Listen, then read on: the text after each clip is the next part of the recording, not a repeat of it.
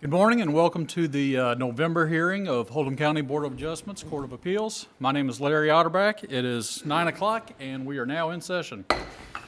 We have before us today three cases. I will run the same procedures for all three cases.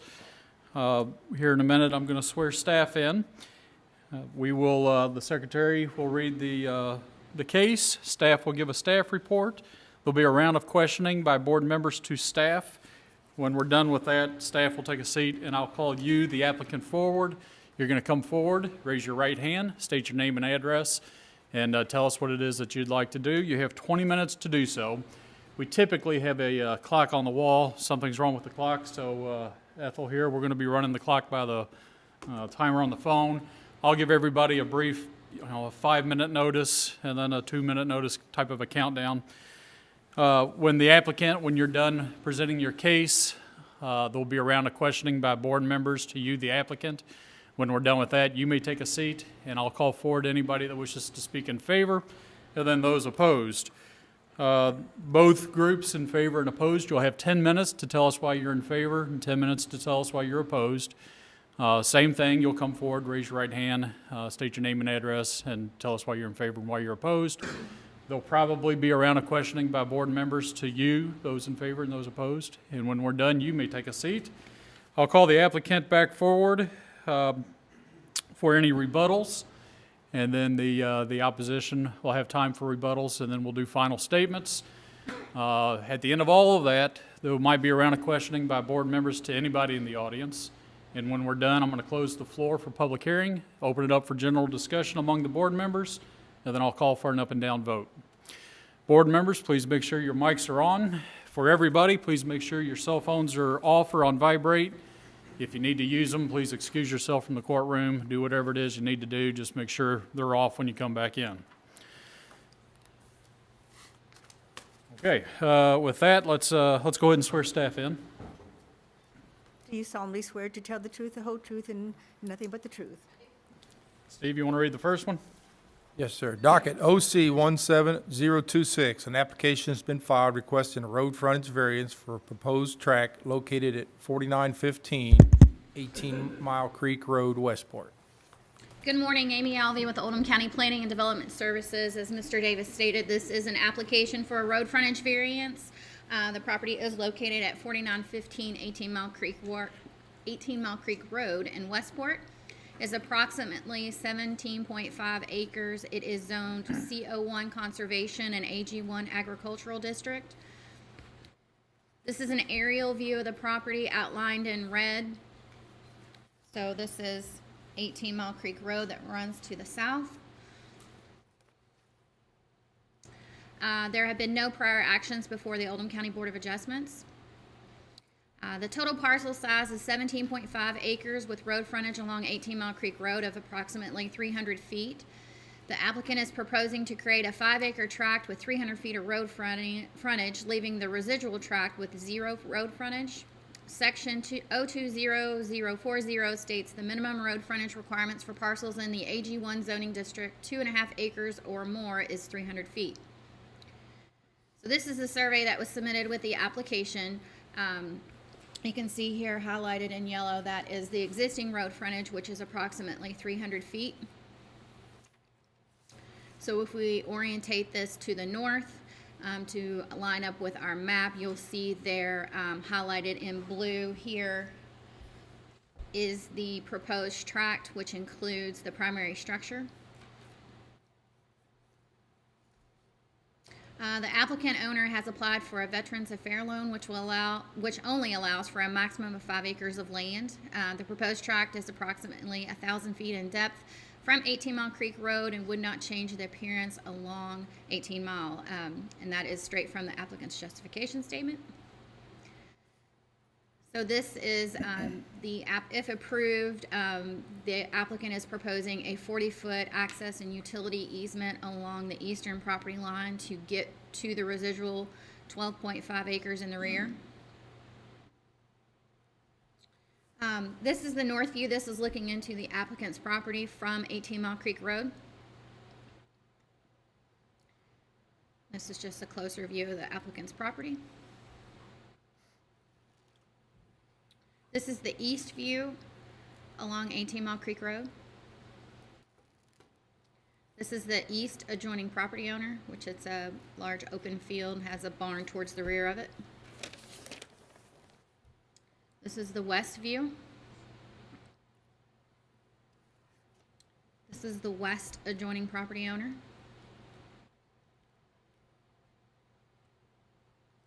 This is the south view, which is across the road, across the creek.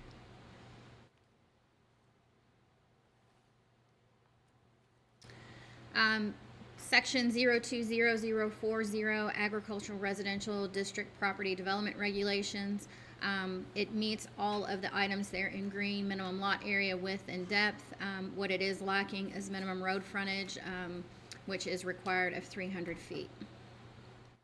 So the required road frontage is 300, proposed is 0, therefore the applicant is requesting a variance of 300 feet. And that is all that I have. Any questions for Amy?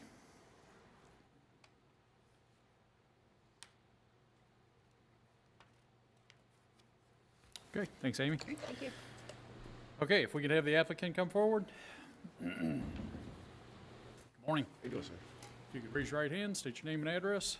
My name is Otis Seeds Jr. I live at 4915 18 Mile Creek Road, Westport, Kentucky. Okay? I'll explain in a minute. Do Okay. you solemnly swear to tell the truth, the whole truth, and nothing but the truth? Yes, ma'am. I do. Okay, Otis, you want to justify the what you want to do here? Well, we've been here since 1997. We came in sometimes shortly after the flood. We picked the property out. We came before the committee to get permit to build, and we've had this property without any problems with the land, except when we had to apply for a VA loan.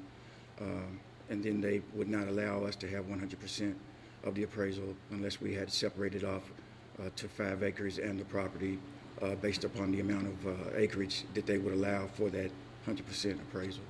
And I'm here to see if we can get the minor plat approved. And I'm here with Mr. Garber, a surveyor, to explain anything else further.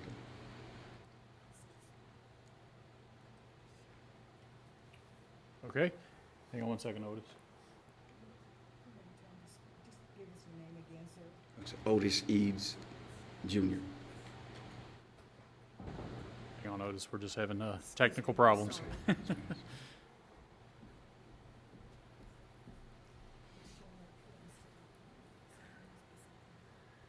you make, there's a microphone in front, can you tap it to that square?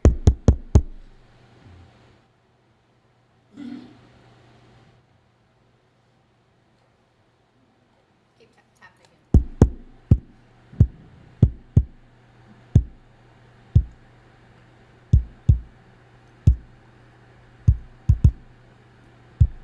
So you know the cameras pick up who's talking, and that's Yeah, so what's it's not picking happening. you up, so let him tap.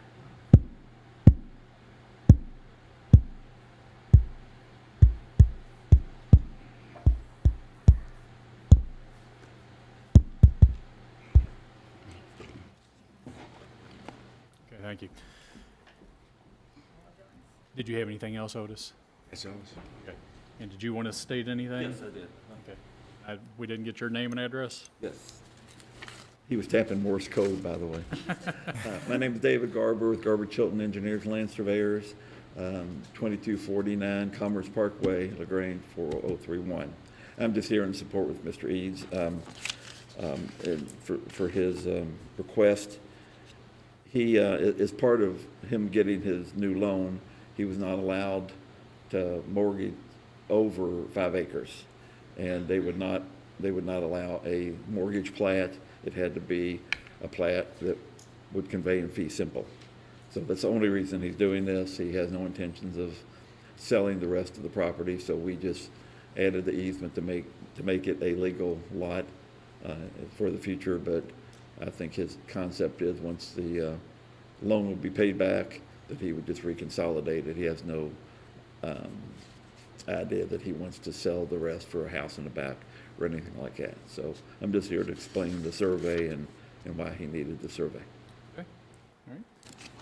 Questions? I do have just a couple questions. You'll have to go back to the microphone to answer. The land that you're dividing off, that second plot and back, is that, would that be easy to build a house on back there? Well, sir, it's mostly a steep rolling hill, and it won't be, I don't think, feasible or, for any type of property or any agriculture possibilities, I don't think. So So I have no plans. I mean, it's I don't think- basically wooded, and you Yes, sir. intend to keep it that way? Yes, sir.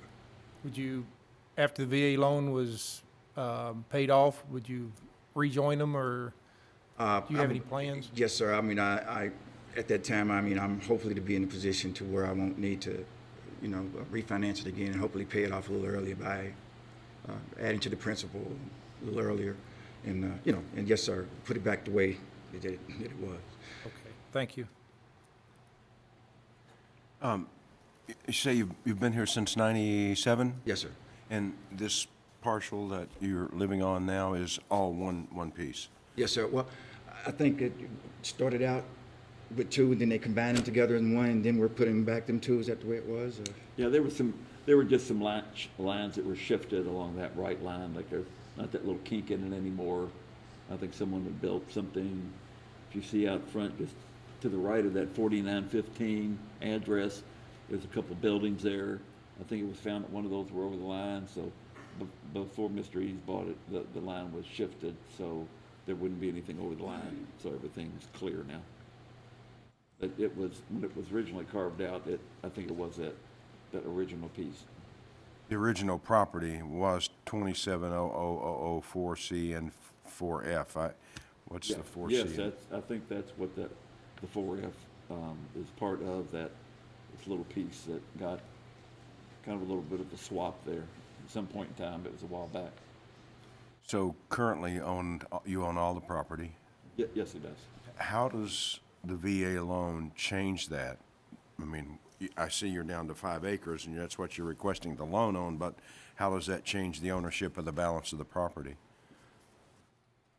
It won't change the ownership. It's just that's what he'll have the mortgage on. The rest of the property will not be mortgaged. The rest of the property will not be mortgaged? correct. You'll still be the owner of that property? Yes, sir. The property? From what I understand, I guess instead of one tax bill, I'll receive two tax bills. Yes. Thank you. Questions? Pretty clear.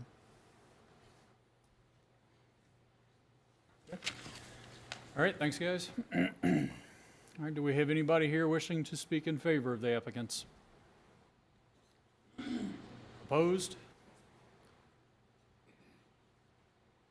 Okay, any final comments? Board members, questions for anybody? Okay, I'll close the floor, open it up for general discussion. Seems straightforward to me. Based on the testimony today and knowing the area, I think it's understandable what this person is trying to do, and personally, I would be in favor of voting for this. Okay, I'm willing to take a motion. Mr. Chairman, in the case of docket OC 17026, I would move to approve the variance because it will not adversely affect the public health, safety, or welfare, will not alter the essential character of the general vicinity, will not cause a hazard or nuisance to the public. It will not allow an unreasonable circumvention of the requirements of the zoning regulations because testimony supports that there will be no change in the appearance of the property. This motion shall apply only to the variance, the application considered at the November 16th, 2017 board meeting, and this approval is conditioned on applicant following all other zoning codes. I second. Any discussion? All in favor signify by saying aye. Aye. Those opposed? It's been approved.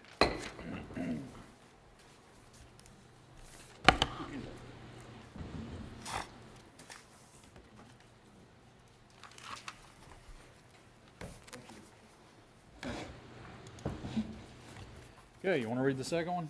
Yes, before I do, I'll editorialize just a minute for Mr. Eads there and let the community know that as a fellow veteran, I'm aware that he participated in that failed hostage rescue crisis in 1980, and he's to be commended for his service. Thank you. Good.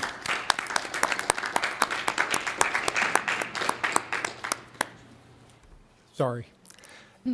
Docket OC 17027, an application has been filed requesting conditional use permit with parking surface waiver for private club on property located at 4800 East Highway 22, Smithfield.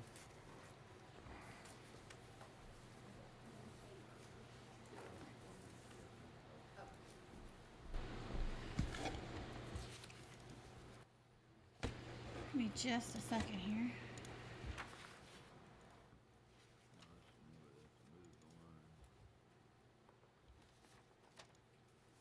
All right, good morning again. Amy Alvey with Oldham County Planning and Development Services. As Mr. Davis stated, this is a conditional use permit with a waiver for a private event space with a parking surface waiver at 4800 East Highway 22 in Smithfield. It is located in Oldham County, just the mailing address is Smithfield, just for clarification points for those people watching at home. The property is zoned CO1 Conservation and AG1 Agricultural and is approximately 90 acres. This is an aerial view of the property. Highway 22 is all the way out here to your north, and then this is a 20-foot lane that is used to access the property. There have been no prior actions before the Oldham County Board of Adjustments on this property. The applicant currently has a small farm winery where grapes and hops are grown, and that is a permitted use and allowed under the definition of agricultural use in the Kentucky Revised Statutes and regulated by KRS 243-155.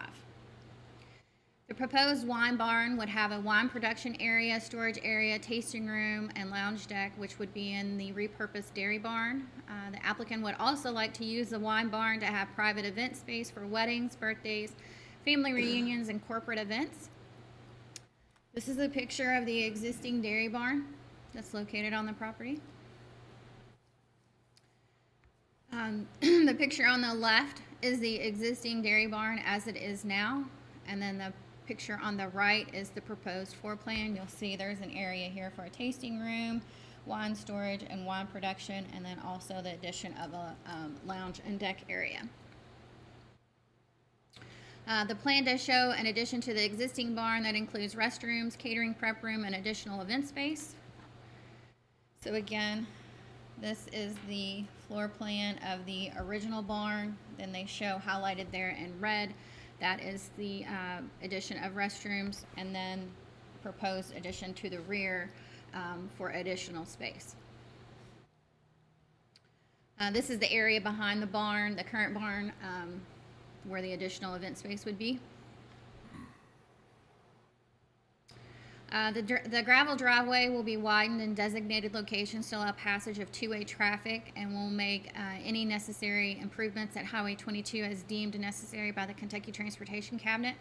So here on the left, on this side of the red line, you'll see this is the existing lane that goes all the way back from Highway 22, and they have two designated spots that it will be widened so two vehicles can pass. This is just a zoomed in version to show the road to be widened for pass through for 20 foot maximum width.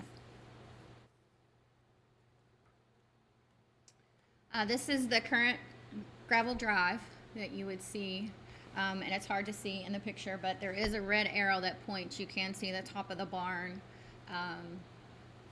from the gravel drive once you start back the lane. This is the current entrance off of Highway 22.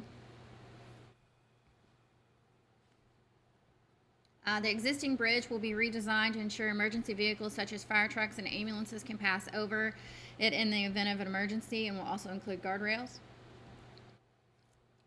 This is the existing bridge that's located on the property. The applicant is also requesting a parking service waiver from section 260-340 number 2 that says roads and parking shall be of non-dusting all-weather type. The October 23rd, 2017 plan shows 53 gravel parking spaces with a turnaround area and handicap parking spaces to be paved up to the entry of the barn. So this is a zoomed-in version of the site plan that was submitted.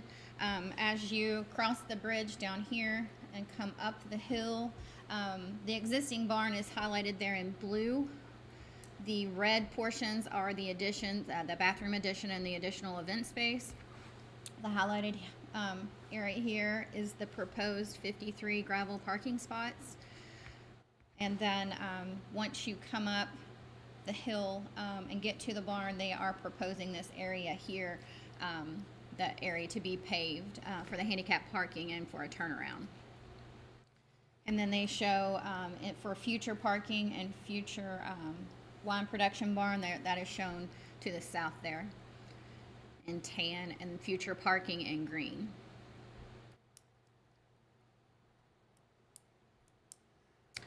This is the location of the future parking, or of the parking area for the gravel, 53 spaces. Due to the length of the driveway and the amount of gravel parking area, the applicant feels it would create an undue financial hardship to make them non-dusting and would have a negative impact on the unique characteristics of the land. That is from the applicant's justification statement. This is getting into the surrounding properties and neighbors. This is the west view, looking back on Highway 22, going towards LaGrange. This is the north view, which is across the street. This is Ballard Glen subdivision. This is part of their open space. This is the east view going towards Smithfield and Eminence. This is the existing farm entrance side. This is the west adjoining property owner.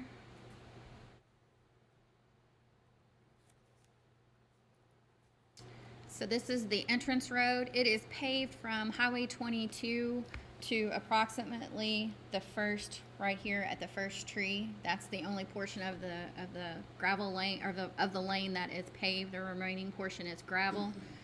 The house that I just showed you, this one, that is this house right here.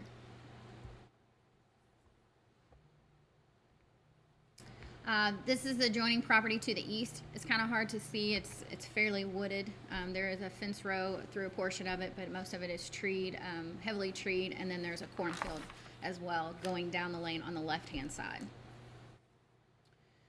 So this would also be the west adjoining property owner. This is a large tract of land that is an open hayfield at this point.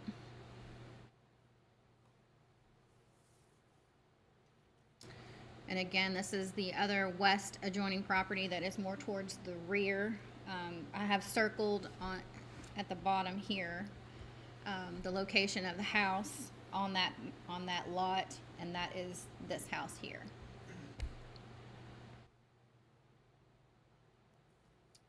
This is the other adjoining property owner. I wasn't sure how to label it. This is after you go down the lane before you cross the bridge. The house that is highlighted here, that is that adjoining property. This is the existing farmhouse and storage building that is located on the applicant's property.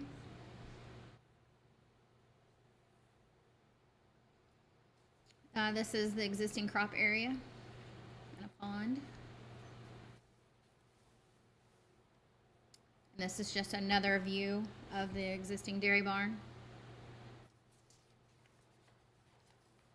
This is the west adjoining property owner that I showed you previously when we were coming in the lane. This is exiting the property, and if you exit and you look to the left before you cross the bridge to exit, on the map at the bottom you'll see a yellow star there. That is the point where this picture was taken, looking to the left.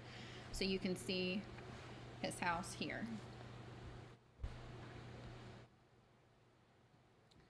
This is a view exiting the property. Again, this is the house here that I showed at the very beginning. And then this is just an aerial view of the property showing, as the crow flies, approximate distances of the barn to residential properties. This property here is located off Caldwell Lane. It's approximately 1,830 feet.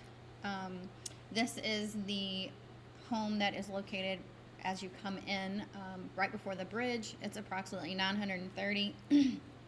And then this is the one that we showed as when we were exiting from the barn. It's about 950, but as you exit the gravel road site distance, it's about 535 feet from the gravel drive. Pardon me, Amy, that's where you had a star a minute ago, correct? Okay. Yes. All right. So in summary, the applicant is requesting a conditional use permit for a private event venue on 90 acres. And then 2, if you decide to grant them the conditional use permit, they are also asking for a parking surface waiver of section 260, 340, roads and parking surfaces shall be of a non-dusting, all-weather type. That is all that I have. I'd be happy to answer any questions. So my first question, perhaps my last question, is goes back to last month when we had a similar case, and I'm still not sure that I fully understand what range of solutions would qualify as a non-dusting surface. So can you enlighten me? My explanation would be of non-dusting would be either asphalt, pavement, or concrete. Okay. Do we have a definition in the No, zoning? we do not. So perhaps some of the impermeable pavers? Sure. Something like that would work as well? Okay. Thank you. Absolutely. But gravel, no matter the level of its dust content, gravel is not going to be considered a Correct. non-dusting surface. All right, thank you. Rather than ask a number of questions, Amy, let me tell you what I'm going to try to get to, and you can just maybe help me understand. Okay. So, could you go back to maybe a few of those pictures and looking at the large property that we're talking about here, where the request is for which the request is being made? You showed the one house that was very close to the driveway. That's at the very entrance Yes. of the road. And Correct. so you have It's this right house here. here. So the property that we're speaking about is to the left of that? No, it's down this lane. Okay. It's not to the left of it. Okay, so who owns the property that's just to the It's the left of that? Quinlan Farm. Last name is Quinlan. Okay, so that's another property. Yes. So there's access really to this farm or this property we're talking about just mainly via this access road? Correct. Yes, sir. It goes all the way.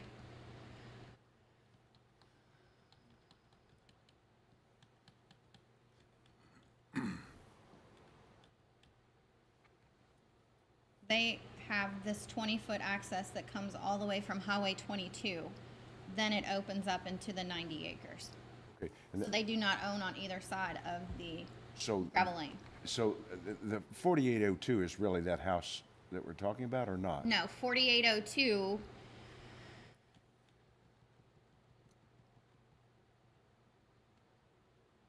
This is the property at the front of Highway 22. Okay, That is 4650, I believe. I can't see that. Okay. far, but 4650. This is Mr. Winter's house. This is Hartley Winter's house. okay. And you, So as you travel down the lane before you cross the bridge, if you look at the small picture here, that's highlighted there in blue, that is the house before you cross the bridge and go up the hill into the 90 acres.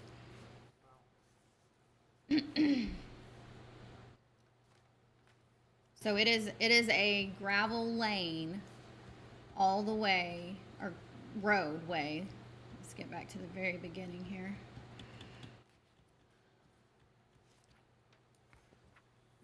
It's 20 feet all the way back to this point, and then it opens up into the 90 acres here. okay, but, The brick house is here. The sided house, the brown or red sided house is here. and who owns that house? I'm not sure, I believe they're here. I'm not sure what their last name, I can tell you for sure, but Tom. What's the last name? Doug Payne. Payne, P-A-Y-N-E. Okay, Mr. Payne owns that house. And you referenced, this is I guess that road is not 20 feet wide, but it's, It's platted 20 feet wide. It is not 20 feet wide of gravel, okay, correct? okay. That does prompt a question on my part. just to emphasize what I'm hearing, make sure I understand, is so the gentleman who just spoke at 4802 there, this access easement to the property 4800 actually skirts the edge of his property or somehow, or Correct. between those properties? We can figure that out? It is a shared driveway between the 90 acres and the 4802. 4802, Yes, sir. okay, thank you. And you do not show us, or did you show us a picture of the property at 4802? I did.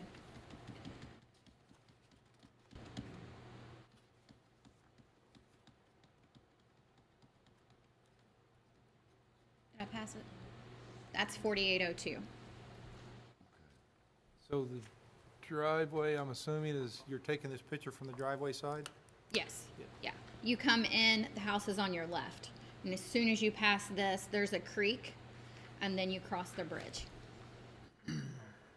Are you actually on the driveway Yes. taking this picture? Yes, I'm in the driveway.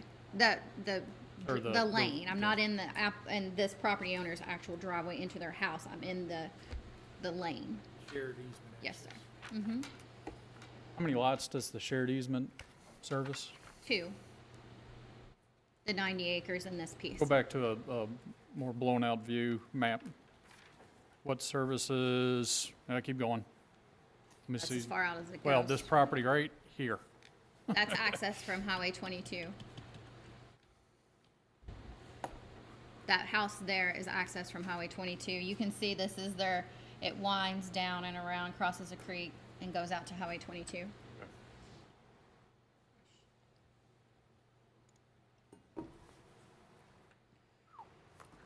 Yeah, there you go. What services, said 4630? 4630. That one right there? It's vacant land right now. That property owner is here. You may ask them how they will access that, but Okay. But right now, the only two that the road is servicing is the 4802 and the 4800. correct. What's pending mean, please? It just means that a parcel ID hasn't been assigned to it. They've been created. We just haven't, our GIS manager has not updated the parcel IDs. So those are parcels that are. They are those ta- parcels. They've been created. I have their information here. It just hasn't been added to our map. They're tax parcels. Correct.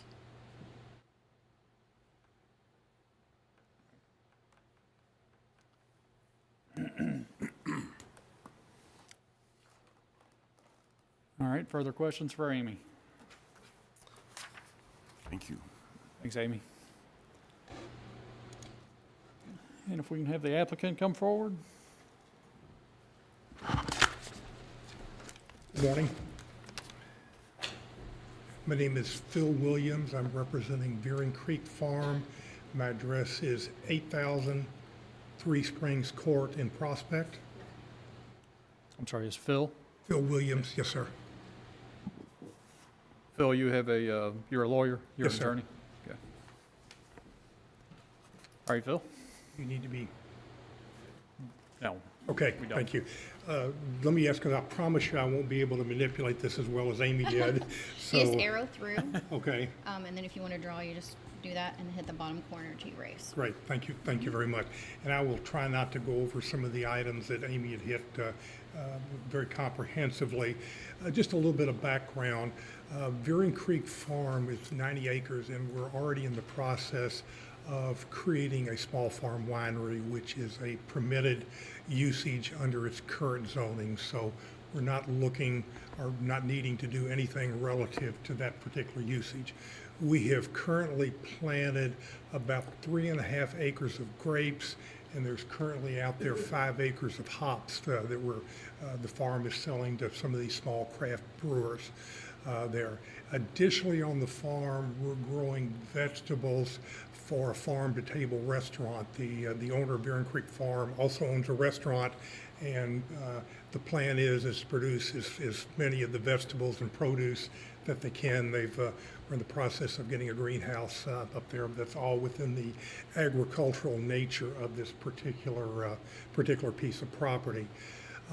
In doing the small farm winery, we're permitted to have a tasting room, and we were looking to both adopt or adapt the existing dairy barn for more room, and then to to go ahead and have a second building, which we would obviously need to permit and get a building permit on it, that would actually house most of the winery. And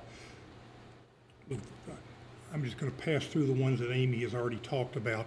The one where the area is, that is the existing barn, and our plan is to extend out at the bottom that to have additional room for the private event space. The private event space we are talking about using is ancillary to the small farm winery. If somebody wants to have a birthday party, somebody wants to have a corporate event, somebody wants to have a wedding at the winery, we felt that that was ancillary and complementary to the winery, which is the reason that we're going for this particular adjustment or conditional use permit. So we're already looking to have a thriving winery out in that particular area with visitors into the tasting room, walking the hops field, walking the vineyard. We just wanted to add as an ancillary service the ability if somebody wanted a birthday party or a wedding or a private event out there. It's not at all clear to me what you're permitted to do as a small farm winery. So out of abundance of caution, we wanted to make sure that if we do any of those activities, it's clearly within the zoning ordinances and and consistent with the plan.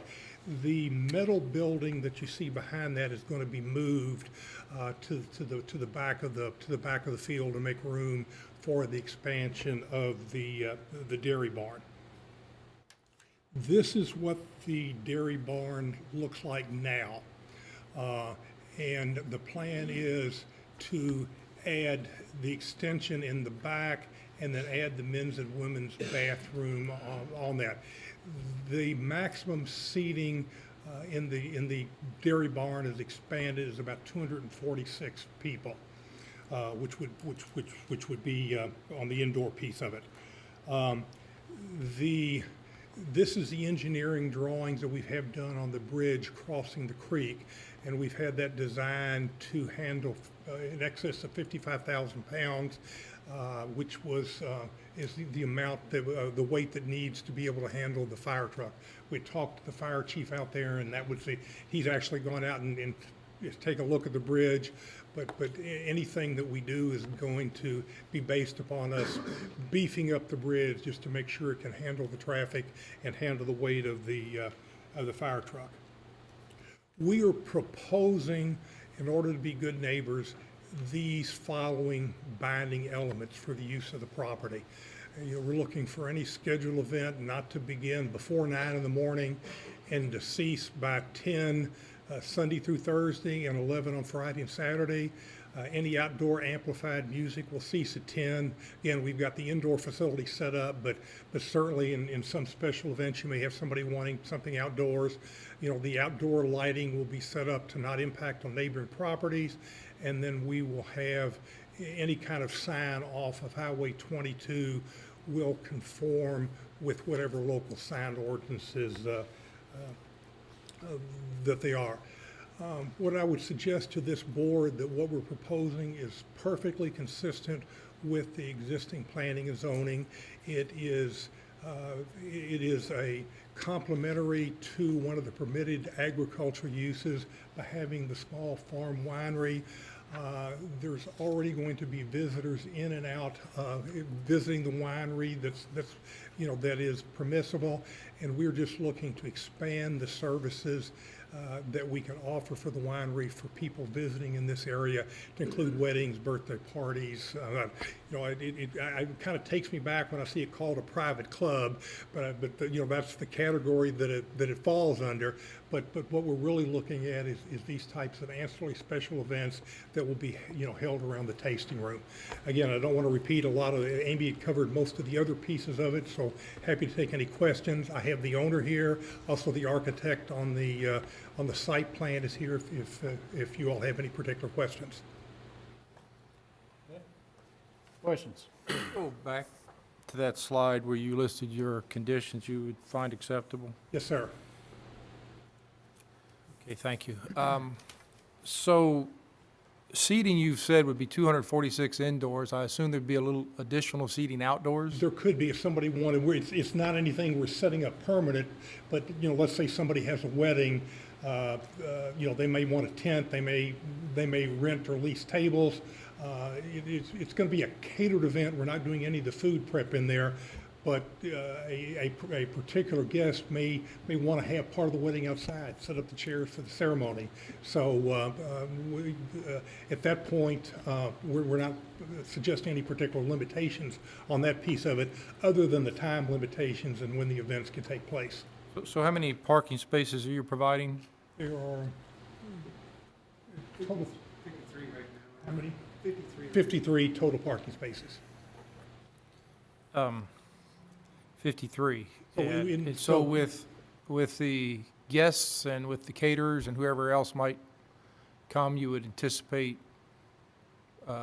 upwards of 75 cars for an event? It certainly could be, and then we've got plenty of room to expand the parking out if we need to. Right now, we're focusing really on the winery and the tasting room, and for that, you might have 100 or 150 people visiting today, but it would be spread out over the period of time, which is why we were starting with that number of parking spaces. Obviously, if we move into the point that somebody wants to do a 200-person catered event, we would have to look to do other things for the particular parking, whether on a temporary basis. But for permanent parking spaces, we're looking at 53. Okay, thank you. In looking at the information that you have up here, I see basically, it looks like potential for business hours that would accommodate everything except Monday. Is that accurate? No, unless I just put the Sunday through Thursday would be 10, and then Friday and Saturday would be 11. Okay, so Sunday, Monday, Tuesday, Wednesday, okay. Yes, sir. Why was this information not included in the packet? Because I did not. I can't give you any good reason. We thought about as we were coming into the hearing that we ought to outline some of our operational issues. We discussed it and are certainly willing to make that part of the binding elements. I almost wish we had a copy of this now, as opposed to just looking at it up here on this board. We could always, So we can come back and reference we it? can always come back and reference it, put it in any conditions that we make. Okay. Has there been any discussion of a alternate access road for Without emergency purposes? without buying additional property around there, this is the only access to the farm. Okay. If you look on the map, we're close to some of the other roads, but there would be other property in between that we do not have an easement or an access to. As a person from a security background that I have, I think about what if that road was impassable for some reason and what logistic problems that would cause from ease of paramedics, emergency vehicles. In the world we live in today, if there was an active shooter situation on this property, how could they access that and how could they protect that? And would an alternate road be necessary for this type of event? That's a question I would have. Yeah, and I don't have a good answer for that, other to tell you that with the existing winery with people visiting, that's going to be an issue no matter what's done with this conditional use permit. But, we're stuck with the property we own. It's not like, we can get other access to the particular property. And I would suggest to you that's probably not unique to this property. I would suspect there's lots of property in Oldham County. There's only one way in and out. That is an interest. In all candor, I guess in this day and time, you got to start thinking about those things. Thank you. You mentioned the winery is already a permanent use. Yes, sir. If you look under what is listed under what's permitted under agriculture zoning, a small farm winery is one of those listed. All right. So I'm going to have to go back, Amy, and validate that. I am looking at the permitted uses for AG1 CO1, and I don't see that. It's listed in the definition of agricultural use in Kentucky Route Statute KRS 100. Give me just a second, I can get that for you.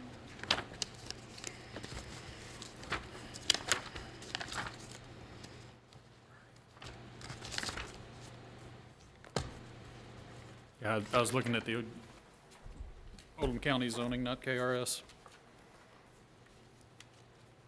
But it's defined under agricultural use. It's not specifically listed. We would have a huge listing if we listed everything that was under there.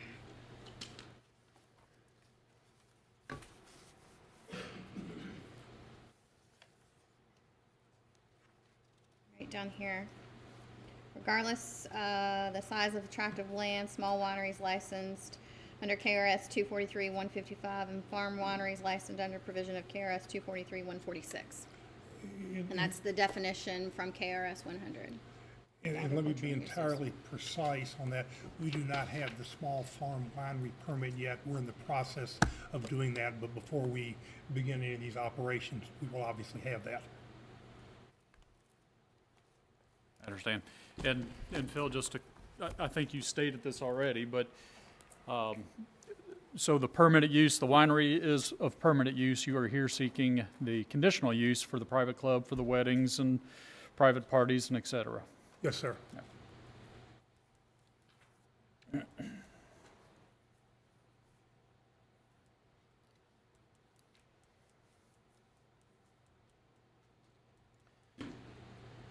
Could you put the binding elements back up again? Yeah, thank you. Amy got it. Thanks. Amy's doing it, not me. Yeah.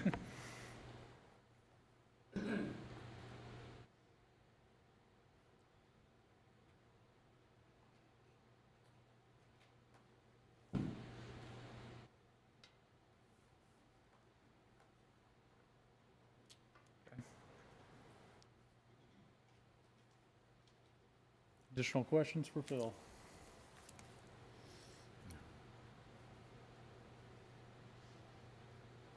Thank you all for your time. Thank you. Okay, is there anybody here wishing to speak in favor? Opposed?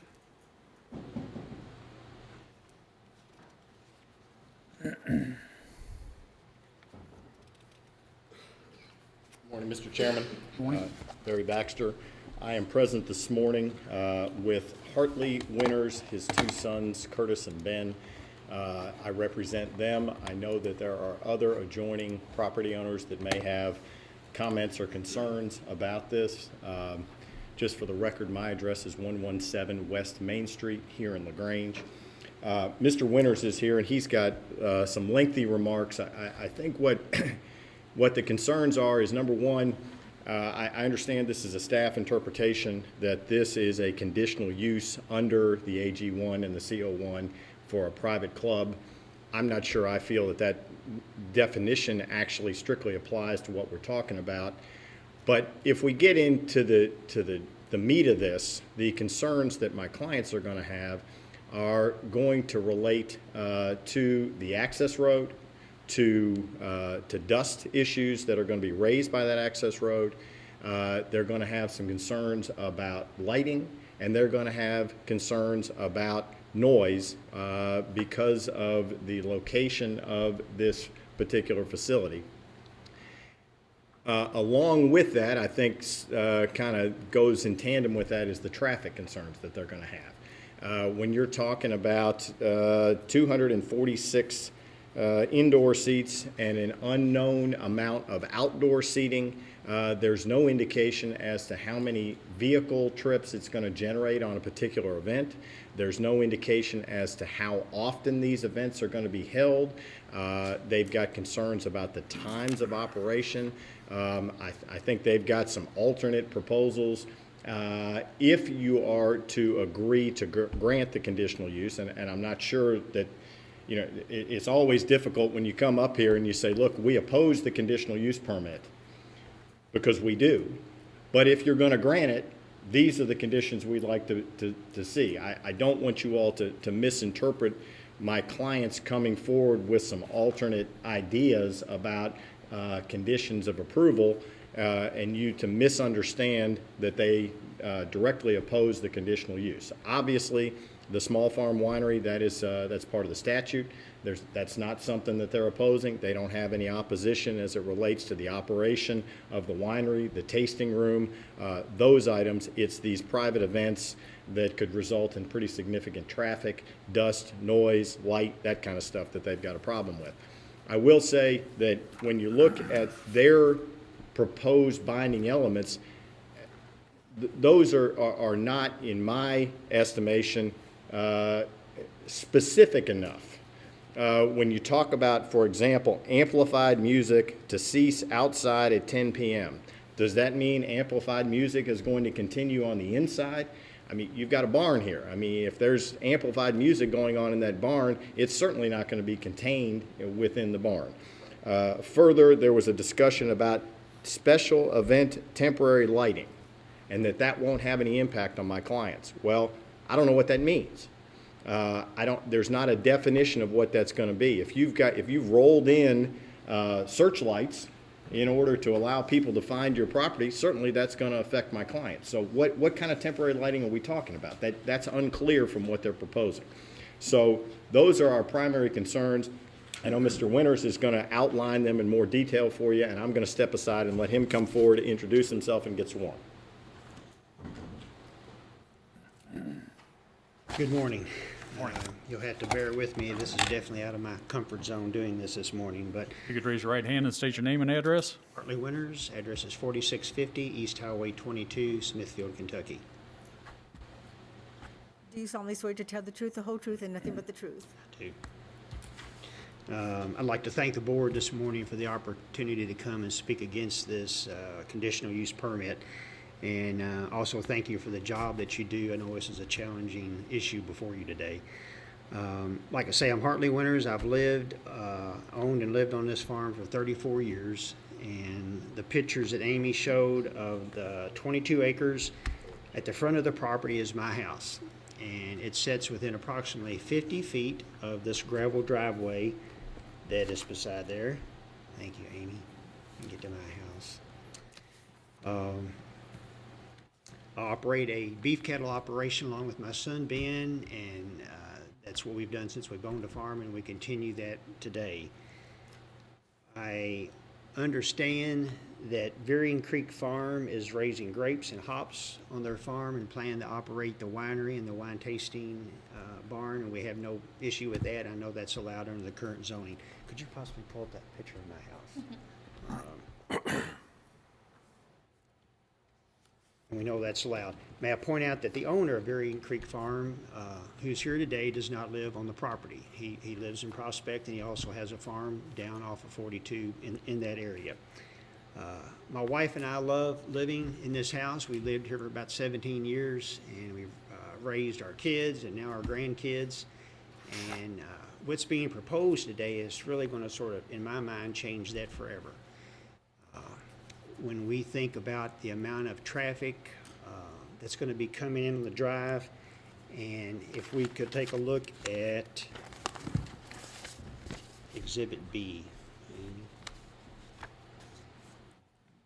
And it shows that it has seating in that barn that they're going to construct for 240 people with possible outdoor seating and also tents. It's really hard to get a handle on how much traffic we're talking about going in and out of that one-lane driveway. That driveway was created years ago for the two houses that are back there and also for that dairy farm that sits there. And we've actually rented that farm through the years and ran cattle on it ourselves. But that 20-foot easement was never meant for what is being proposed here today. I'm sorry, Mr. Winters, you mentioned Exhibit B? Yes. It's basically a picture that shows the dairy barn with the additional seating that's added onto the back of it. And if you count, I think there's 30 tables there of 8. That's where I just came up to the 240. And then there was also a picture that showed outside possible outdoor seating and then talks about tents. We'd like to present to you today a petition that we have circulated among the neighboring residents, neighboring farms, and if I could just read this to you. Yeah, you can take that. It says, "We, the undersigned residents of Oldham County, are opposed to this conditional use permit for Varying Creek Farm to host special events on the farm, which would include weddings, birthdays, family reunions, and corporate events. We do not believe this property and its road frontage is suitable for such use, and we do not believe the proposed use would be consistent with the agricultural nature of the property and the surrounding properties." Today, we have several of those people who are present. We have 6 of the adjoining property owners here today. 4 of us are going to speak, but all 6 of us are opposed to this. And we just feel like it's going to sort of change the community and the natural surroundings that we've enjoyed. I can't imagine the amount of, like I said again, the traffic and the noise, the dust that's going to come off of that one-lane driveway with a 20-foot easement. And Amy, if we could, I've got a couple of pictures to put on this.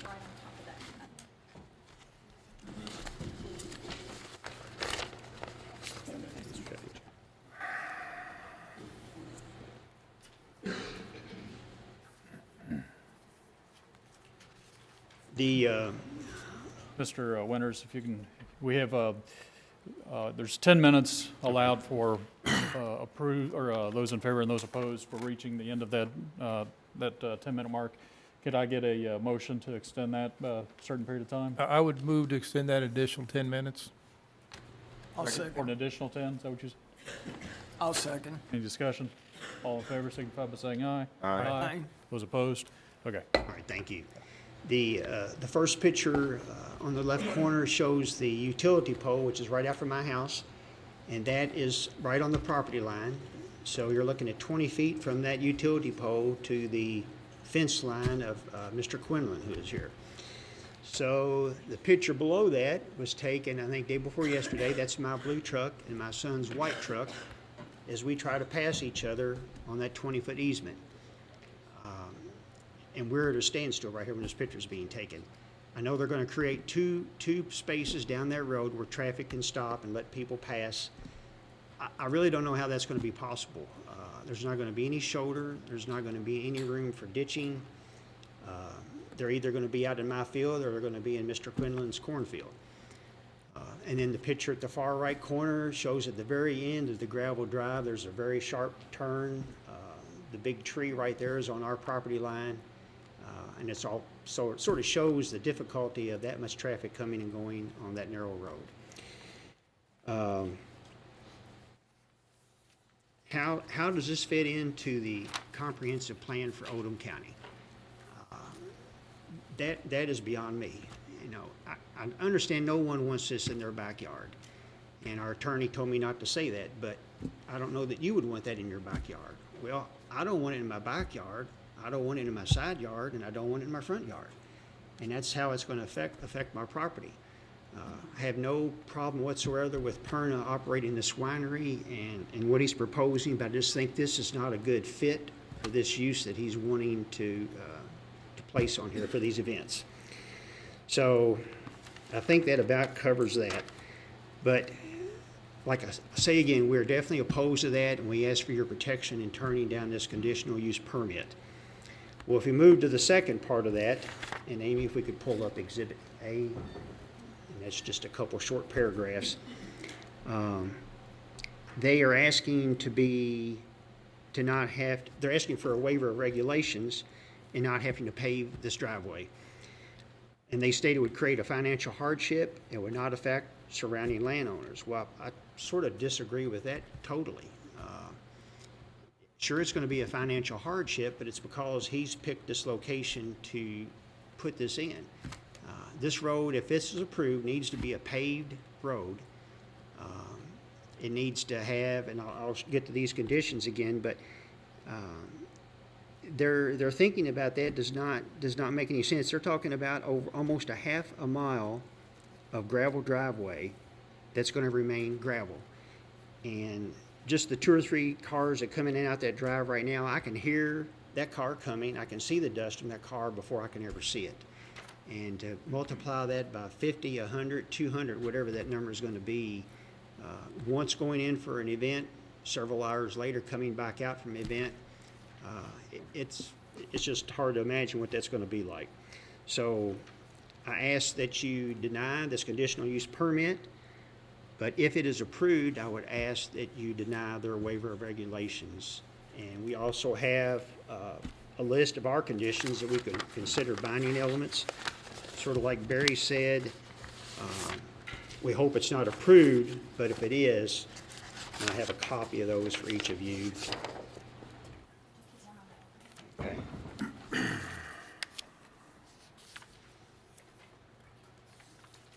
Thank you. And Mr. Chairman, I don't know if you want me to read these or if time is limited. Mr. Winters, on Okay. that. Just, I think they can ask you about them afterwards. okay. We would just like to follow those in the record then for this in opposition. Okay. And I think that concludes what I have to say. Mr. Chairman, this is Ben Winters, another adjoining property owner, and Mr. Hartley Winters' son.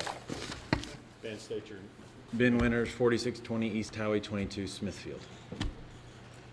Do you solemnly swear to tell the truth, the whole truth, and nothing but the truth? I do. I also want to thank you all for the opportunity. And I want to speak to the justification the applicant says for being consistent with the county plan. They state that the property would be consistent with the agricultural nature of the property. My wife and I built our house on the back of this farm 4 years ago because it was surrounded by quiet farmland. All that surrounds us now is cattle farms and cornfields. We can go on our back porch, look up at the stars at night, complete darkness, total silence. This is what has made this part of Oldham County, just like the banner out there by the stairs says, quietly amazing. That is why people move to this area, because it's quiet, it's dark, and it's peaceful. But what has made this place so attractive for so many years is now in jeopardy. An event center, which is what this would be, that would host wedding receptions and other parties, would drastically change the landscape of this area. Again, they state that it's consistent with the agricultural nature of the property. As a cattle farmer, I'm not sure what definition of agriculture they're using. The Webster's Definitionary defines agriculture as the practice of farming, including cultivation of the soil for growing crops and the rearing of animals to provide food, wool, and other products. That is how Veering Creek Farm and all the surrounding farms now are used to raise livestock and grow crops. So I ask you, how is an event center with bright lights, loud noise, 250 people or more drinking alcohol and socializing consistent with agriculture? Just because you put something on a farm does not mean it becomes consistent with agriculture automatically, as the applicant states. To make this farm into an event center would completely change the nature of the area from quiet agriculture into a busy commercial property. The applicant's justification is not logical, and based on the justification alone, I do not see how this can be approved. I want to also, if this will show up, Amy, point out this is the Oldham County nuisance ordinance. This is what a neighbor might, complain about a nuisance next door to them. There's two things that I want to point out here. It says, first of all, a nuisance is any use of the premises which tends to cause substantial diminution or decrease in the value of other properties. I'm a real estate agent, and one of the values right now of my property is that it is quiet and it's peaceful, and it's a place that you can go out and just be, like I said, in complete darkness at night and silence. That would be a huge selling point to my house right now and the neighboring houses as well. If this is allowed, it would absolutely affect and impact the value of my property. Someone that comes out and there's an event going on next door, they can see the lights, hear the noise, they're not going to be interested as much as if they came out and it was quiet like it is now. So it would affect and decrease the value of my property as well as those around us. It also says that a nuisance is the use of the premises that is offensive to the senses of the residents of Oldham County. This sits on top of a hill. The barn currently does now. It sits on a hill. Noise from that hill would go out like a speaker. Right now, for example, this summer on the Veering Creek Farm, I can hear a small radio and 2 workers working out in the hops field, the vineyards. I don't have a problem with that. I'm a reasonable neighbor. But can you imagine how much more noise and more of a nuisance it would be if there was 250 people, a DJ, a live band, whatever it is, how much louder that would be. I want to also show you all, this is, it's not super clear, I realize that. Let me try to draw. All right, stop right there. So this is my farm right here. This is the Veering Creek Farm.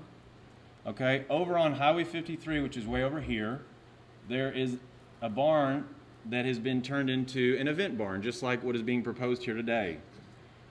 This summer on Saturday nights, and this is about a mile, mile and a half away from my house. On Saturday nights, I could hear rap music from my back porch. This is over a mile away, and so can you imagine how much louder this is going to be going on right next to me? It's going to affect not only me and the neighbors that are here, it's going to affect people in a mile and a half radius that aren't even here today because they don't even know that this is going on. So I just don't see how something can be allowed that we know will be a nuisance to the residents of Oldham County. I know my time is short, so I will just close by saying that the noise and lights from this event center will be a nuisance. I wish all the best for Mr. Veer with his vineyard and winery, and I mean him no disrespect by this, but he does not live on Veering Creek Farm. The loud noises, the bright lights, the traffic concerns that we have will not affect him, his children, his family like it will all of us. On weekends that events are taking place, he will be sleeping in his quiet home and residence in Prospect while the rest of us deal with the consequences that this will cause. And I guarantee that he would not be considering this if he lived on the farm. And so I hope that you will consider the wishes of the residents who actually live in the area and say no to this proposal. It does not have the necessary road frontage. It does not fit with the agricultural nature of the land, and it would be a nuisance to the residents of the area. Thank you all for your time.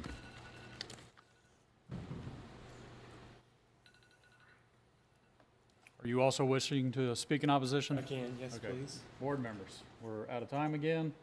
Do we want to raise it back up? I make a motion to extend the opportunity for those speaking against it for 10 minutes for this gentleman here. I know there's one other gentleman that would like to speak. Show of hands, who all is wanting to speak? All right, How about let me amend that to a total of 30 minutes max? I'm sorry, you said 30? Mike? 30 minutes in total? Or a time limit for each, if that would make No, it easier. for total. You okay with 30 minutes? You think that's appropriate? Well, yes, I do. Dave? Okay, why don't you all get together, just spend 2 minutes to get together and make sure that, we'll extend it 30 minutes for everybody collectively, and just to make sure that we're not repetitive and we can get everybody's voice in, okay? Mr. Chairman, I did ask them not to replow the same ground. I understand that's always Yeah, an issue that occurs. thank you.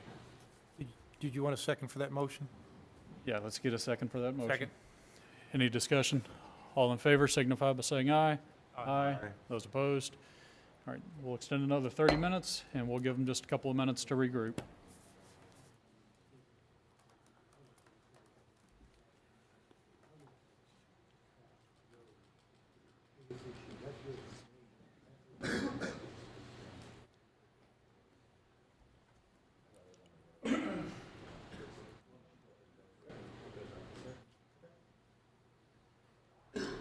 We good? Give it a shot. Okay, 30 minutes. Actually, real quick, everybody that wants to talk, let's go ahead and swear everybody in. We'll get that out of the way, so if everybody can stand up. Okay, Do you solemnly swear to tell the truth, the whole truth, and nothing but the truth? I do. okay. You all may take a seat. Your name and address, sir. My name is Doug Payne. I live at 4802 East Highway 22. I actually live on the lane that's being discussed today.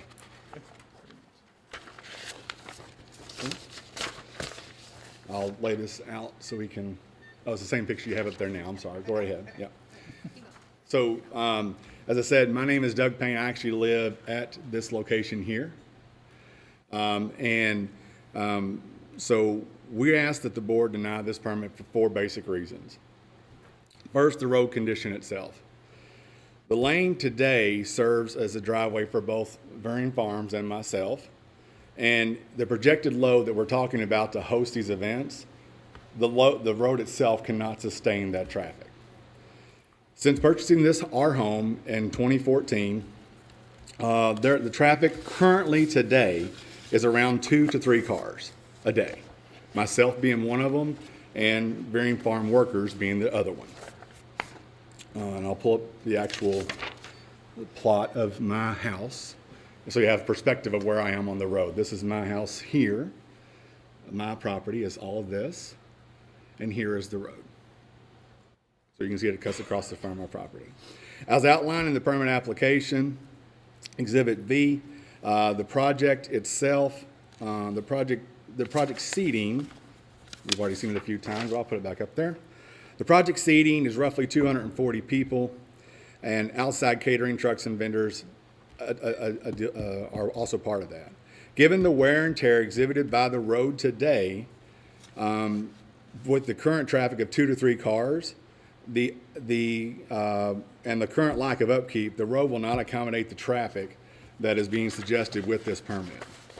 So let me just show a couple pictures of the road in its current state. These were taken yesterday. And it's kind of walking down the lane. So this is the entrance part that we originally talked about that's paved. You can see there's potholes, and that's actually Mr. Winter's barn there. Beyond that, you get into more potholes. As you cross further down the lane, again, the overall road is approximately almost 3/4 of a mile. This is on the open part where they're looking to widen the road. You can see there's already divots on this side and here. Further example of that. And as you get to the actual curb that adjoins my property, you can see that the road deteriorates significantly, and this is our primary concern. So if you'll see on the road, this is my house here. This is the curb that goes into my home. And you can see the slant of the road and their lack of shoulder on both sides of the road here and here requires the water to be funneled down this road, and there's no other place for it to go. So between the traffic that we currently have today and the conditions in which this driveway sits, current upkeep is a constant concern, even with 2 to 3 cars. If you pack 100 cars into that, multiple events a day, it will not be passable for us to use as residents of this property. Dust levels. We request that the waiver of regulations requiring the road not to be paved also be denied. The current dust levels of 2 to 3 cars per day are noticeable during the summer. The increased dust levels of gravel road that would occur with the estimated 240 party event goers and caterers and vendors would exacerbate the current health issues that my family has. My daughter is diagnosed with chronic asthma and requires an inhaler, as well as my wife has severe dust allergies. Third point is access to utilities. This easement that we're speaking to today is not solely owned by Varying Farms. Solely used by Varying Farms, I should say. Along the roadside, this is the same road we're speaking to. The easement is also the traffic lane for both AT&T phone and water use that we use in our home. Widening of the road, as proposed by the requested permit, the road would be covering over these access lines and for servicing and maintenance. Both my wife and myself are IT professionals, and we work from home. We require the internet to do our jobs. Until concessions of these amenities can be included in the proposal, we request the board deny this permit as it impedes our access to both water and our livelihood. Finally, as property line here's another picture of, trying to show some of the pictures you guys have already seen. I'm trying to put points of reference because it is a long road. Here's the AT&T. You can see it's roughly about 3 feet off of the current road, and here is the Quinlan farm. There's not 20 feet there, the road would have to cover the current access lines that we use. Finally, as property line consideration, and this goes back to my original exhibit of my house. I'll put that up there for your viewing. Varying Farm, when we purchased the home in 2014, Varying Farms would not renew the existing 24-foot easement located here we use for gray water, basically our washing machine. This required us to put in a brand new septic system across the entire front half of our property. So our entire front property next to this road is an enhanced leach field that had to be approved by the health department. Denial of the existing easement, of course, resulted in the redesign and expansion of the current system, including an expanded leach field in the front of our property, which is adjacent to the lane outlined in the proposal. Any disturbance to the current property line across the front of our property will affect the drainage of the leach field and as it is implemented as part of the septic expansion required for the gray water. So you can see here the road touches the very front of the entire front length of my property, and all of this is leach field because we had to, this easement here was rejected. So we have some concessions. We want to be a good neighbor. We're not trying to, I just don't think we've thought through all the pieces of this because we use this easement as well. And so I can provide these to the board to consider, but primarily they focus around the ability to critically think through the fact that we use the water and the AT&T internet as part of that easement. And so access to that or upgrade of that to do our livelihood and to basically have basic amenities is a very big concern for us. We also have a concern in the sense that as we're only going to widen two small parts of the overall lane, in our deed, we have a provision that outlines our right to use that road to get to Highway 22. This will severely impede that right because you can imagine the traffic that's going to take place with event goers of over 100 cars on a 7-foot wide gravel road. And we're also asking that we pave the road. The road in its current state cannot support the traffic, whether it be a large truck trying to make that curve or the fact that the road itself can deteriorate based upon the lack of shouldering and the current grade of the road. Any questions? Okay, thank you, Doug. Yeah, no. Like that. Doug, actually Amy, if you could take the, I'm gonna get us pictures and stuff, but anything that he put on the overhead, I'll take. yeah, but we'll probably need to make some copies of the contingents that he had. I brought copies. Okay, if you can give those to Amy. And if we can get the next individual to come up.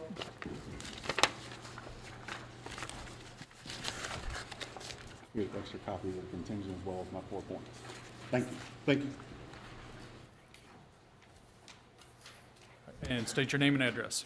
Curtis Winters, 2001 Wildbriar Court, LaGrange, Kentucky. All right, Curtis? So I currently live off Wildbriar, but our property, Amy, can you pull up that map? Is 4630. We own approximately 20 acres there. So that's us. And that is where we have planned to build a house. Basically, clear. Where you see the number 4630 on there is where we are planning to build. But this event space, this planning, makes us seriously question if we will ever build on that land. Again, as I said before, the whole plan of us being out here is it's peaceful, it's quiet, it's the farm I've grown up on, and this changes it drastically. Echo a lot of their other concerns, the noise. We are very concerned with the increased traffic. You can see our property line basically goes the entire way with that road. And can you pull up slide 13 for me? There's a picture of the road. So to the one side, you have the Quinlan Farm, which has, that'll work. So to the left, you can see there's a tree line, there's a fence. To the right, there's nothing. There's not a ditch, there's not a fence. And so when vehicles are trying to pass each other on this very narrow, they're not going to go to the left because they can't. They're going to go out into our property. They're going to tear that up. There's nothing to stop them from doing that, which is also a safety concern. There are children out there, have 3 small children. And those are concerns beyond the noise, the traffic, the dust, the light from headlights shining in our windows. And the major concern for us is we have a son with autism who will most likely live his entire life with us. He's very sensitive to light and sound. That is one of the reasons we wanted to build out here, is because we would be separated from anything. We wouldn't have a neighbor right next to us. We wouldn't be next to a busy road. And basically, we were proposing here to add a busy road right behind where our house would be. He has a very regimented sleep. He goes to bed at 8:30 every single night. He needs to do that to stay on track and to stay well for the next day. That would be greatly interrupted by cars going in and out at night, headlights shining in the windows, the noise going right there. So we were very against this in every way. But the conditions that were stated before of my father, Hartley, if you were going to allow this, we would wish those would be done. For a fence there to keep people off our property, so we don't have to worry about the safety aspect or damaging of our property, and a landscape buffer to help buffer some of that noise and the light that would be coming through, and of course to pave the road, because that, I don't see how the road could end up, and definitely not with the noise and the dust that would be caused by that. But I feel like everything else that has been spoken this morning covers my concerns. So thank you all. Thank you, Curtis. Yes, ma'am. And if you can state your name and address. Sure. Elizabeth Winters, 4620 East Highway 22. Okay, so a lot of what my concern has already been spoken about. I did want to pull up the one where you can see our property and Mr. Veer's property. Was it the one going down the lane? Or? No, just like an above aerial view of both of our properties so I could show them. Okay, yes, that's perfect. So this is our house right here. And my children's bedroom is, how do you clear this? I'm sorry. Corner. Okay, so my children's bedrooms run right on this outside of the wall right here. And so that's approximately 950 feet, I think is what it was. And so the parking lot is going to be even closer than 950 feet. And so my concern would be the parking lot with the cars' lights going straight into my kids' bedrooms, and that road, how it kind of like wraps around. There's been many times we've been in my son's bedroom playing, and we've heard the sound of gravel, and we see his white work truck coming up, and then we could see it coming down. So my concern would be the headlights, as well as they had those things where they were going to stop stuff at 10 o'clock and then at 11 o'clock. And that's fine, but I have a friend who owns a chair business, and they do many events, including weddings and other events. And there's been multiple times where the husband has been out till midnight or 1 or 2 o'clock in the morning picking up these chairs. So this isn't going to be like a 4 or 5 hour event that we're going to have to deal with. It's going to be an all-day event, setting up the stuff, bringing the chairs in, those big trucks bringing everything up, big trucks bringing everything down. And then at midnight and 1 or 2 o'clock in the morning, they're going to be picking up all the tables, picking up all the chairs. And I don't think that these men will respect my children sleeping. They're going to be yelling orders at each other. They're going to be picking up chairs, picking up tables, so they could get home as quickly as possible.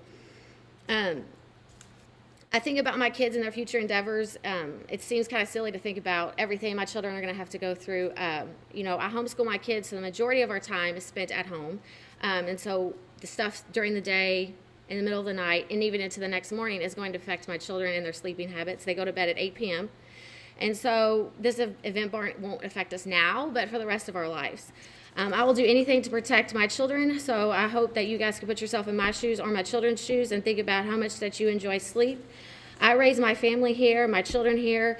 This is my home. I call it my home, and Mr. Veer does not call it his home. And he can, when these events get loud, he can go to his house and go to bed. And I have to deal with children waking up from music, from noise, from lights, and everything else like that. So that's all. Any questions? Quick question. Sure. Hang on.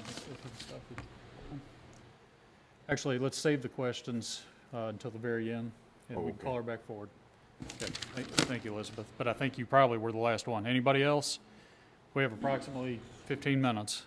Mr. Chairman, the only thing is Amy picked up the conditions that Mr. Hartley Winters proposed, and I don't have that extra okay. copy. Okay, so I just wanted to make sure these got entered into the record. Yeah. Okay, Yeah, they were. so they got them? Okay, perfect. Thank you, sir. Okay, nobody else wishes to speak in opposition? Okay, you had questions. I just had a quick question of Mrs. Winters. I wanted to know how, could you kind of draw on that, how you access your property from 22? Yes. let's see, here's my property. So our driveway kind of goes like this, and then Hartley, you might be better at this. Where's that road? Right up that yellow line. It's Right in the here? middle of it. No, the next one over. This one, Okay, so it goes like this. yes, all the way out. So we have our own separate driveway. Okay, Yeah. thank you. Members, any other questions for those in opposition? I have a question for the attorney. Yes, sir. Has there been any formal negotiation between the two sides? No, sir. Okay. Mr. Williams did approach me while Mr. Winters was speaking and wanted to discuss that, but, at this point, actually, and I asked Mr. Winters, the first they knew of this was when they got the notice from Planning and Development Services. Okay. I think it's a good question to see if there has been any negotiation on both sides. Okay, any other questions for opposition? Okay, I call the applicant back forward for a time of rebuttal. We have 5 minutes for rebuttal, and then I'll call the opposition for rebuttal, 5 minutes for that as well. Okay, just a couple of things, and, along with that first point, we're happy to defer a decision on this till the next meeting if you think there is a base to sit down and at least get closer on some of the binding elements. But if from our brief conversation, it was just opposition to this at all, and, I don't want to just spin my wheels on that. So we're certainly prepared to address and talk about some of the ideals they came up with, but if there's no chance of getting an agreement, we can just proceed. Okay, Barry? I only represent 3 of these people, so, there are other folks here that chose not to speak because it would be repetitive. I can't speak for them, so, and at this point, I would think we just allow you all to make a decision about how you're going to proceed. Okay, all right, very good. Thank you. A couple of points in rebuttal. I think the easier one is the question is how this falls within the agricultural nature of the farm and the plan, and how is this agriculture? Well, it's agriculture because the statute says it's agriculture. The statute talks about the small farm winery being within the definition of agriculture. So these special events are in conjunction, ancillary to the winery that we're going to be running. So it clearly falls within that agricultural exemption. It certainly, in my mind, falls within the character of the plan that the county has adopted. For the most part, and certainly don't want to minimize the impact that this facility will have on the neighbors, but the bulk of what is being complained about, being as blunt as I can, is already a fact of life. It's going to, these items that they're complaining about are going to be present with the winery itself in the tasting room. We're going to have increased amount of traffic. We're going to have people coming through in the evening. So the ideal of the usage of the road, the usage of the bridge, and the parking, that's already a permitted use. All we're asking today is to clarify the fact that the winery can do special events such as weddings, birthdays, and whatnot. That's really, adding that piece is really not going to change what is already going to be involved with the small farm winery. So, and the other piece is, we would ask you all consider the economic benefit that this brings to the county. We're going to be employing a lot of people. You're going to be having a lot of visitors come into Oldham County. So anytime you're looking for adjustments or zoning changes, it's a balance of the issues of the neighborhood. No one likes any change. I don't like it any more than anybody else. But it does become a balance between measuring the economic growth of the county, and what I suggest to you is what we're asking today does not appreciably or materially change the character of what's going to happen with the winery anyway. Any other questions? I'm not sure exactly that I heard accurately, but there's a conditional use request here because you're not complying with the plan as it's currently stated. Well, interesting legal question on that, and I'm sure there may be some disagreement. we can do a small farm winery. Now, the question is, what encompasses a small farm winery? What can you do as a small farm winery? Certainly, you could do tasting, you could have lectures, you could have these types of events. It's at least in my mind, it's unclear as to whether as a small farm winery, you could invite people for a birthday party to celebrate their birthday at your winery and do wine tasting. So the reason we filed the conditional use request was just out of an abundance of caution, and to be clear that what we're doing is exactly correct, and that we have a chance to go ahead and have the input from the neighbors and perhaps enter some binding elements that would restrict items that we have no restrictions now on the operation of just the winery piece of it.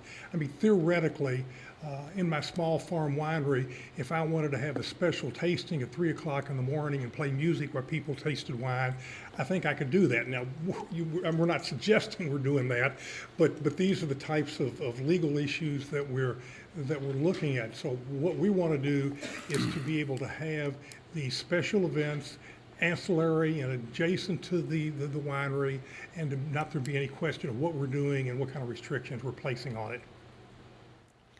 Thank you. Okay, that was the rebuttal. I'll open it up for questions for the audience later, unless you had something specific to the rebuttal. I did. Okay. My question is that almost everyone who spoke in opposition addressed the driveway easement access, and you've chosen not to. And I really have a question. My big question is does this easement on the deed speak to utilities? Is this an easement for both drive and utilities? And is there a maintenance agreement outlined on that deed as well? There is a joint maintenance agreement on the property. I believe the easement then covers the utility piece of it also. I would have to go back and check that for sure, but it covers both the 22-foot access across that and the adjacent utility piece of it. It would be helpful to me to know that. Okay. Okay, any other questions on the rebuttal? Thank you. Thank you. And we'll do 5 minutes for rebuttal of opposition. This will be 5 minutes collectively, so. Yes, sir. I won't take much of the time. I'll let Mr. Payne speak. Mr. Chairman, obviously there's a lot of questions that have been raised about this use. If KRS 243-155 permitted this use, if the legislature had authorized this use, then we wouldn't be here. So obviously, to say that that's an interesting legal question, the statute doesn't say that you can operate an event center. It says that you can have a tasting room. It says you can serve up, I think, to 6 ounces a day in a wet territory to your patrons. So this is not a permitted use. That's why we're here about a conditional use. My clients, again, have some major concerns about this proposed use, about traffic, about lighting. There's been no answers about the lighting issues. There's no issue, really, no real answer about the dust that's going to be caused by this. And, you know, those are questions that they have a legitimate right to ask, and they've got a right to expect an answer about, which have not been presented here today. So Mr. Payne has got some other concerns. I'm going to stand aside and let him speak. I just wanted to outline, in addition to what the use of the property is that we live on this lane. So from that perspective, the easement outlined by the conditional use permit is not solely used by Varian Farms. As we have stated previously, public utilities such as water and internet for our house is in use by this easement as well. There is not 20 feet. He will have to pave over those or gravel over those if we decide to let him gravel, and that will restrict access to those. As the lane cannot support the current traffic, nor is it wide enough for large trucks outlined in the current proposal to make the sharp curve, this proposal will result in traffic congestion on a single lane road that is our only lifeline to Highway 22. There is no other way for us to get back and forth from that highway. And basic items such as emergency services and food will be under consideration, as we are residents of this lane. As Varian Farms does not have a current residence, these items and their potential interruptions would not be as much of a concern as they are to our home as primary residence. In short, we cannot sacrifice our access to these basic necessities, our livelihood, our health, and our peace of mind for the construction of a new business for someone who is not a resident of the community nor impacted by its construction. Thank you. Thank you. Any other rebuttal on opposition? Yes, sir.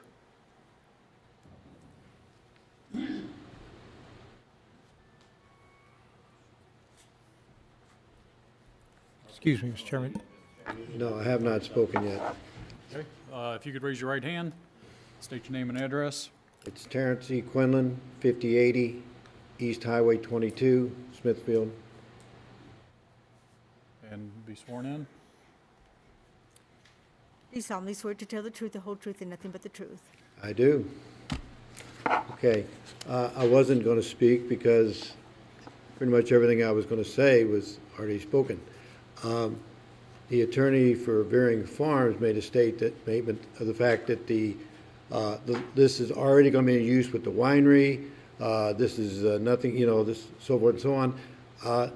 I will rebuttal that point now. But my point is, there's a big difference between somebody going back to a winery, and I've been to 3 or 4 wineries in Kentucky and a couple in Indiana, and there's usually, 1 or 2 cars coming in, 1 or 2 cars going out. They're usually not a big volume business, okay? A lot of them are only open 4 days a week.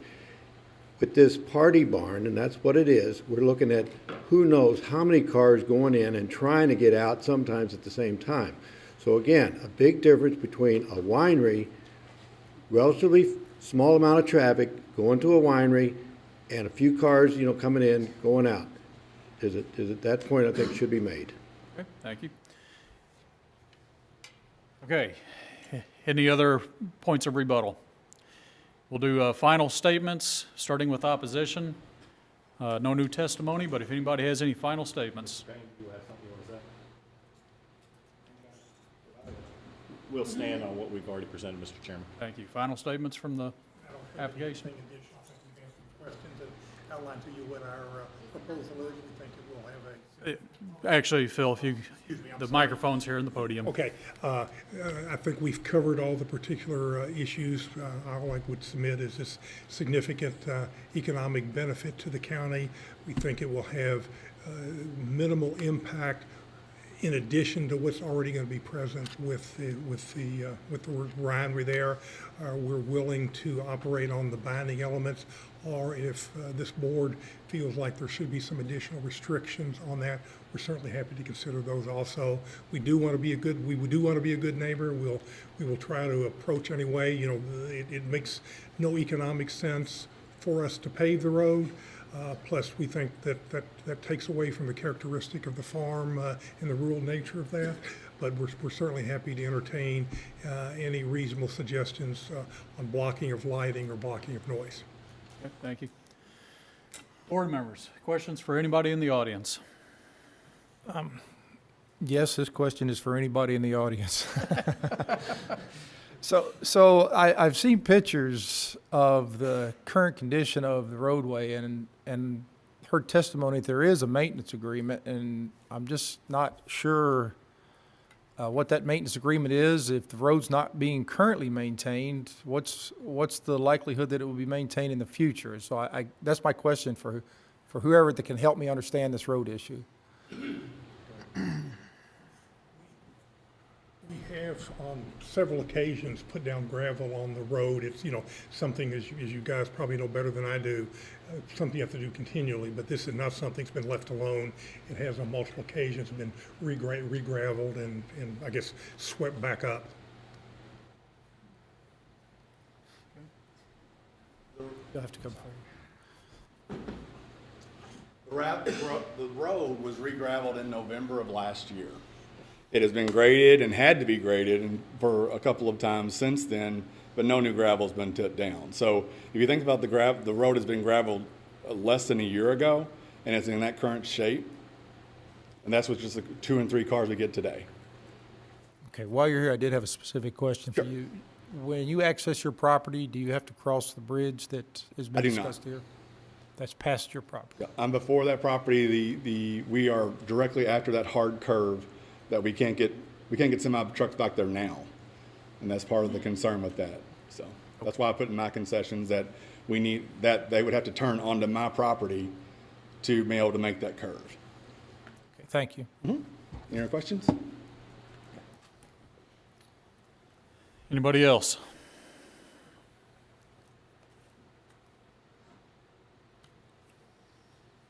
Okay. I'll close the floor for public hearing, open it up for discussion. Well, I do understand the agribusiness aspect of agritourism, not just because it's in the statute, but it does make small family farms viable. And there was a time in this county where we had large dairy farms, and those are going away. And as taxes go up, it becomes more difficult to make smaller farms viable.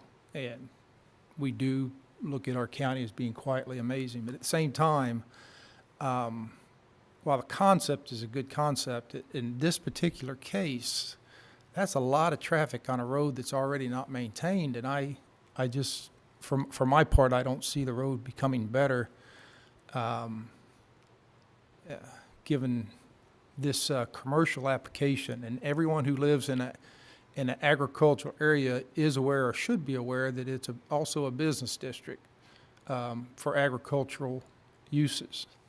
But given that this access, if there were better access to this property, all the other concerns perhaps could be addressed. But for me, at least, I see that narrow easement that's already not being maintained is not trafficable for the number of vehicles that are being proposed.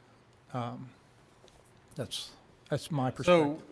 So I'm also not in favor of this. Clearly for the neighbors that have spoken before us, that is not desirable or essential for that small community. Regarding it is going to be interesting in how this unfolds if this is denied, but the winery still continues, and if limits are tested or pushed as far as what constitutes or what events can fall under that permitted use. What will end up happening is that will be tested, and it will go before code enforcement in the form of complaints. I can just imagine that somebody will try to run music and have an event and call it part of the winery, the events of the winery, and that will cause complaints by the neighbors. So it is unfortunate if this is denied that we don't have the opportunity to put conditions in place that we would otherwise have if we were to approve this. However, I'm of the opinion of denial, just simply because it's not essential or desirable to the neighbors.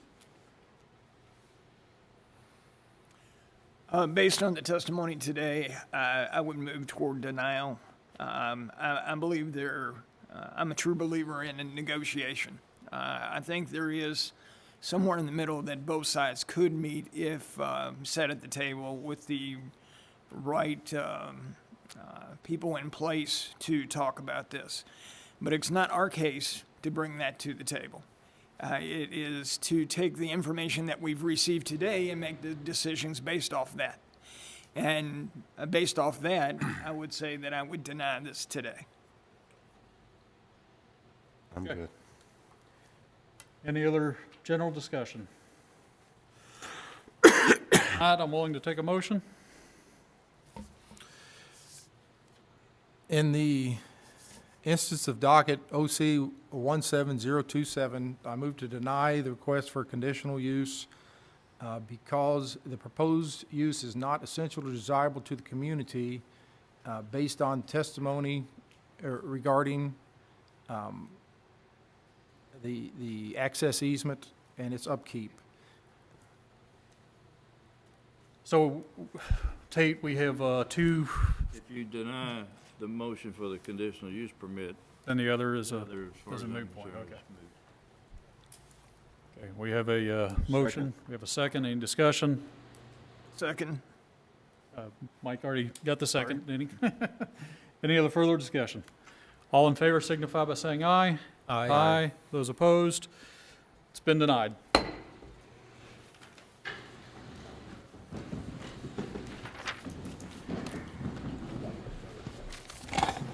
You want to take a 5-minute break? I'm good to carry on. Everybody good? May take a minute to get everybody cleared out.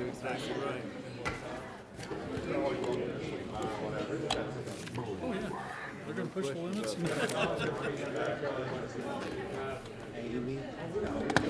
I just got a text message. His mom passed away.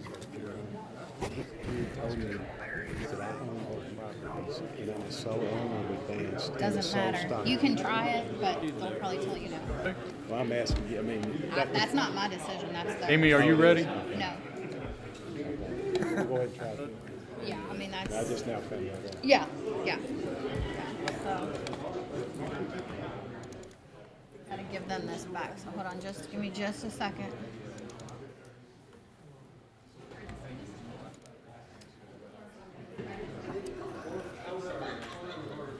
Can I move for a 5-minute recess? You can. Go ahead.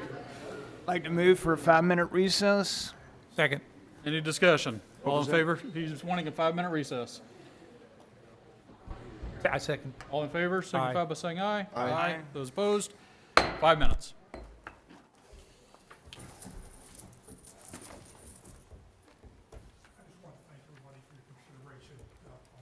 Thanks, Phil.